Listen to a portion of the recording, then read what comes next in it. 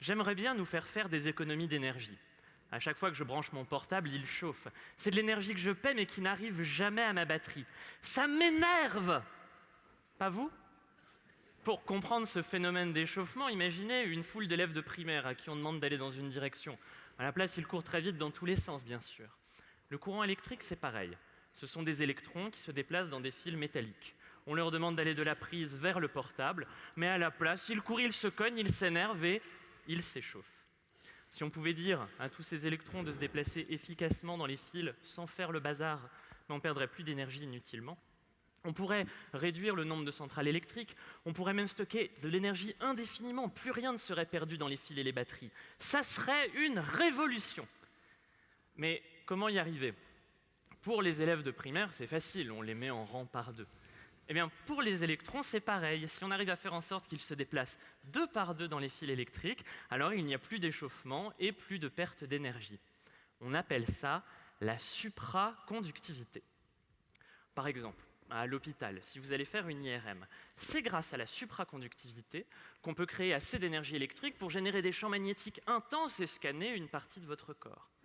Problème, pour que ça marche, il faut que les circuits de l'IRM soient refroidis à très basse température.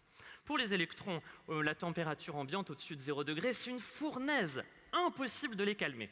Il faut descendre à moins 265 degrés. Mais moi, j'étudie des métaux qui portent le petit nom de cuprate et qui deviennent supraconducteurs non pas à moins 265 degrés, mais à moins 140 degrés. Bon, tout le monde ici n'a pas l'air très impressionné. Mais rendez-vous compte, à moins 140 degrés, c'est déjà la moitié du chemin parcouru pour pouvoir recharger notre portable à température ambiante sans perdre une goutte d'énergie. Le problème de ces fameux cuprates, c'est qu'on ne sait pas comment ils marchent. Alors dans mon laboratoire, pour les comprendre, je joue un peu au surveillant de la cour de récré, et même au super surveillant, parce que je contrôle tout, je contrôle la taille de la cour, sa température, le nombre d'élèves. Parfois, ils sont bien par deux, mais parfois ils jouent au foot, au billes, à cache-cache, et ce sont ces comportements collectifs que j'étudie. Pour étudier ces comportements, j'éclaire le métal avec une lumière laser de couleur verte.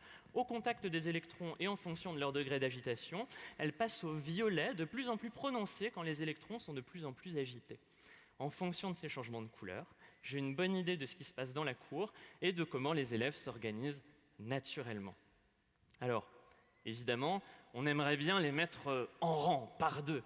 Mais moi, je préfère être un surveillant sympathique et les observer attentivement pour mieux les comprendre et en tirer le meilleur.